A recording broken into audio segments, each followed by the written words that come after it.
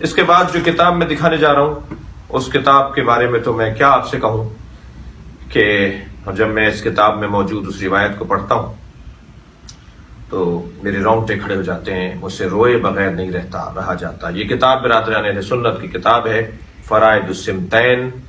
یہ علامہ الجوینی الخراسانی کی کتاب ہے، جلد نمبر 2 صفحہ نمبر 35۔ علامہ الجوینی کی کتاب جلد نمبر 2 صفحہ نمبر 35، فرائض السمتین۔ میں چاہوں گا کہ اس روایت کی جو متن آپ دیکھ رہے ہیں اسے میں بھی آپ کو پڑھ کر سناؤں کہ اس کتاب میں سرکار دو جہاں نے مرثیہ پڑھا ہے جناب زہرا کا۔ آپ صاحب اولاد ہیں، آپ کو شیخین عزیز ہیں، نبی عزیز نہیں ہیں۔ آپ نے ایک ایسی علمی بحث چھیڑ دی ہے کہ جس کا آپ کو شاید قیامت میں بھی جواب دینا پڑے گا۔ سرکار دو جہاں کیا فرما رہے ہیں ذرا سن لیجئے۔ لما رأیتها ذکرت ما یصنع بعدی۔ جب میں فاطمہ زہرا کو دیکھتا ہوں تو میں سوچتا ہوں میرے بعد اس کے ساتھ کیا ہوگا۔ کانی بہا، گویا میں اس کے ساتھ ہوں۔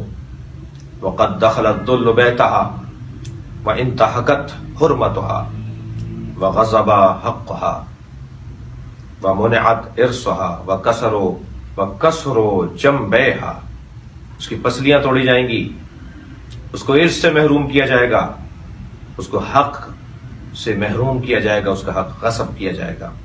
واسقطت جنینها، اور اس کا بچہ ساقط کیا جائے گا۔ یہ سنت کی کتاب ہے، یہ آپ کی کتاب ہے۔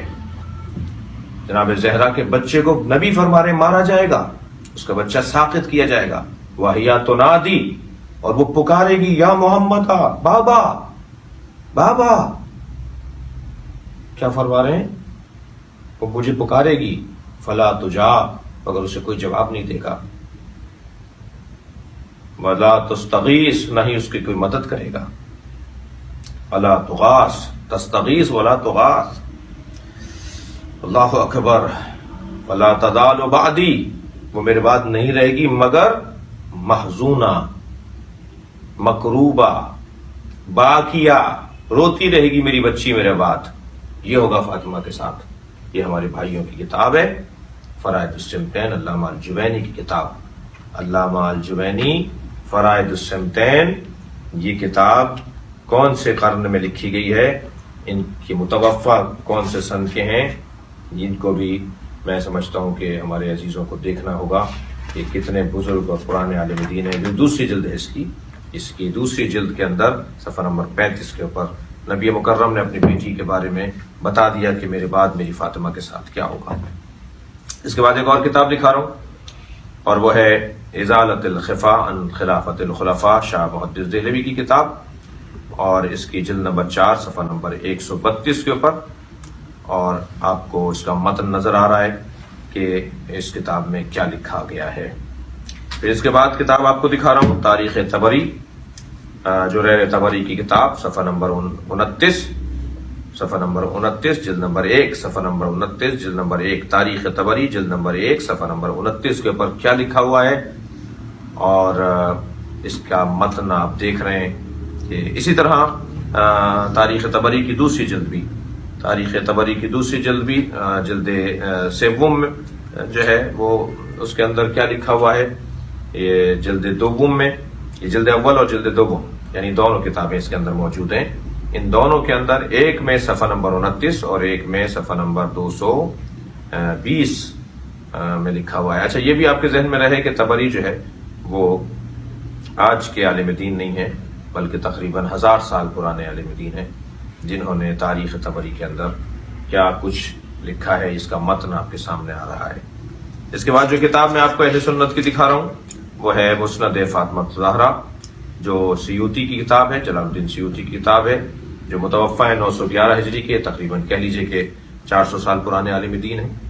اور اس کے صفحہ نمبر 34 کے اوپر حضرت ابو بکر کا وہ اقرار ہے کہ کاش میں نے فاطمہ کے گھر میں گھس کر، داخل ہو کر میں نے فاطمہ کے گھر کی تفتیش نہ کی ہوتی۔ اقرار ہے حضرت ابو بکر کا کہ میں نے فاطمہ کے گھر میں کاش میں داخل نہ ہوا ہوتا۔ دوسری کتاب جو میں آپ کو دکھا رہا ہوں وہ ہے کتاب اثبات الوصیہ، جو معروف شخصیت برادران اہل سنت کی یعنی جناب مسعودی کی کتاب ہے اثبات الوصیت۔ اس کتاب کے صفحہ نمبر 121 اور 122 پر موجود روایت وہ بڑی عجیب بات ہے کہ جو میں اپنے محترم سننے والوں کو دکھا رہا ہوں۔ یہ کتاب جس کا متن آپ پر اسکرین کے اوپر ملاحظہ فرما رہے ہیں۔ اسی طرح تیسری کتاب جو میں آپ کو دکھا رہا ہوں اہل سنت کی، وہ تاریخ یعقوبی ہے۔ تاریخ یعقوبی یہ ایک معتبر ترین تاریخ اور جس کو کہہ لیجئے کہ جس کا اعتبار کیا جاتا ہے۔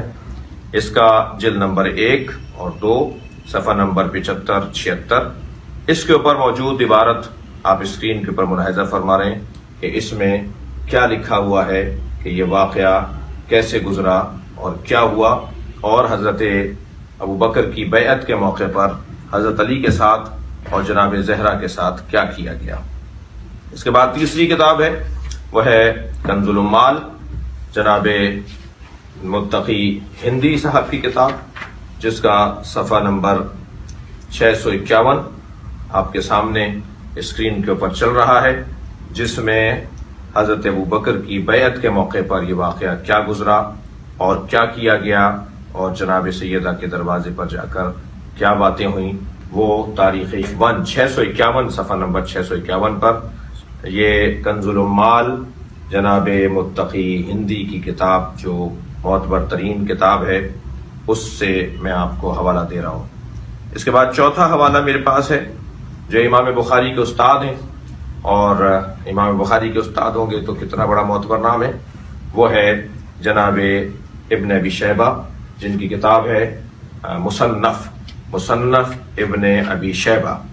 اس کا جلد نمبر 8 اور صفحہ نمبر 572 یہ اسکرین پر آپ متن کو دیکھ رہے ہیں کہ کیا کیا گیا بیعت لیتے وقت اس گھرانے کے ساتھ، اور جو لوگ بیعت نہیں کرنا چاہ رہے تھے ان کے ساتھ کیا ظلم و زیادتی ہوئی، وہ اس کتاب کے اندر موجود ہے۔ میں 5ویں کتاب پیش کر رہا ہوں اور وہ ہے معجم کبیر۔ یہ طبرانی کی کتاب ہے معجم کبیر۔ اس کے جلد نمبر 1 صفحہ نمبر 62 آپ اسکرین پر ملاحظہ کر رہے ہیں کہ اس کتاب کے اندر عجیب بات ہے۔ کاش میں نے فاطمہ زہرا کے گھر کی تفتیش نہ کی ہوتی، ان کے گھر میں نہ گھسا ہوتا۔ ان 3 کاموں میں ایک کام جو آپ فرماتے تھے کہ کاش میں نے یہ نہ کیا ہوتا، وہ کام جو حضرت ابو بکر فرماتے ہیں کہ کاش میں نے یہ نہ کیا ہوتا، اسے معجم کبیر کے اندر جلد نمبر 1 صفحہ نمبر 62 پر طبرانی نے لکھا ہے کہ وہ ایک کام، ان 3 کاموں میں سے ایک کام جو میں نے کاش نہ کیا ہوتا، وہ سیدہ کے گھر میں گھسنے کا کام ہے کہ کاش میں ان کے گھر میں نہ گھسا ہوتا۔ اسی طرح معجم کبیر کی دوسری عبارت، جس میں اس کی جلد نمبر 1 اور صفحہ نمبر 108 اسی کتاب کے اندر معجم کبیر کی جلد نمبر 1 صفحہ نمبر 108 اسی جلد کے اندر طبرانی لکھتے ہیں قال رسول اللہ لفاطمہ ان اللہ یغضب لغضبک ویرضی لرضاک، جناب سیدہ کی عظمت پر کہ جس نے فاطمہ کو راضی کیا اس نے گویا اللہ کو راضی کیا، اور اللہ راضی ہوتا ہے جس سے فاطمہ راضی ہو، اور اللہ ناراض ہوتا ہے جس سے فاطمہ ناراض ہو۔ یہ حدیث بیان کرنے کی سرکار دو جہاں کو کیا احتیاج تھی، کیوں حضرت نے بیان کی؟